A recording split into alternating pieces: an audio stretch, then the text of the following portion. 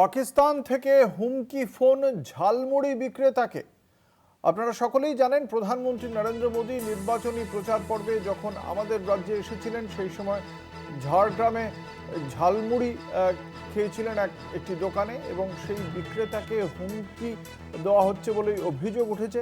পাকিস্তান থেকে ফোন করে তাকে খুনের হুমকি দেওয়া হচ্ছে বলেই অভিযোগ।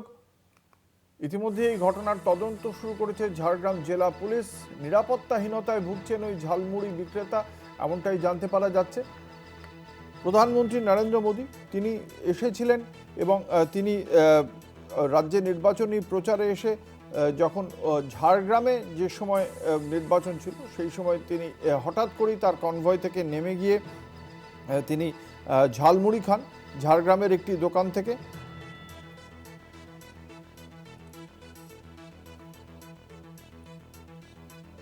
আমাদের সঙ্গে রয়েছেন আমাদের প্রতিনিধি অরূপ ঘোষ। অরূপ, কি বলছেন ওই ঝালমুড়ি বিক্রেতা? তার কবে এই ফোন এসেছিল, কতবার এসেছে এই ফোন? দেখো, তোমাকে প্রথমেই জানিয়ে রাখি, নির্বাচনী প্রচারের আবহে একসময় জাতীয় স্তরের শিরোনামে উঠে এসেছিল ঝাড়গ্রামের এই ছোট্ট ঝালমুড়ির দোকান। প্রধানমন্ত্রী সেই ঝালমুড়ি খাওয়ার সেই মুহূর্ত ঘিরে ইতিমধ্যে ব্যাপক চর্চাও হয়েছিল গোটা দেশ জুড়ে। আর এবার সেই দোকানের বিক্রেতাকে ঘিরে সামনে এলো চাঞ্চল্যকর খুনের হুমকির অভিযোগ। দেখো, যেটা আমরা জানতে পারছি, আন্তর্জাতিক নম্বর থেকে ফোন এবং হোয়াটসঅ্যাপ মেসেজ এবং ভিডিও কলের মাধ্যমে তাকে প্রাণনাশের হুমকি দেওয়ার দাবি তুলেছেন ওই ব্যবসায়ী। রীতিমতো এই ঘটনাকে কেন্দ্র করে ব্যাপক চাঞ্চল্য ছড়িয়েছে ওই দোকানদারের মধ্যে।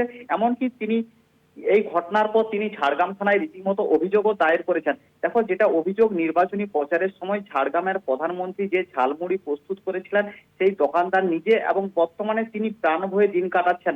নির্বাচনের ফলাফল ঘোষণার পর থেকে তিনি কিছুটা অস্বস্তিকরের মধ্যে ছিলেন বলে জানা গেছে।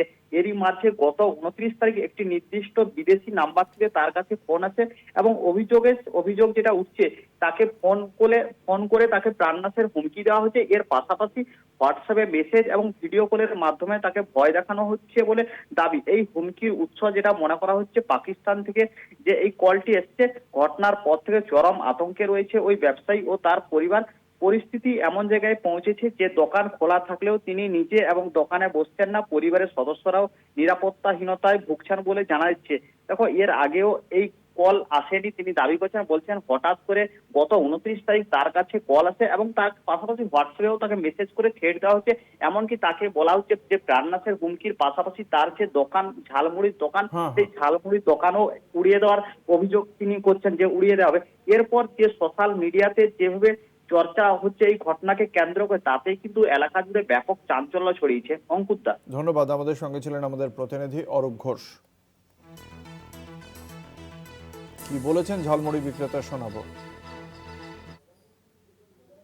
पाकिस्तान से फोन आ रहा है, धमकी दे रहा है, बम से उड़ा देंगे। और वीडियो कॉल हम रिसीव किए थे, तो उन लोग ग्रुप में बहुत तरह के हथियार दिखा रहा था, माने चोक लाल करके पूरा दिखा रहा था, आंख लाल करके कि आपको हम उड़ा देंगे। हम उनको कुछ भी नहीं बोले, फोन कट कर दिए।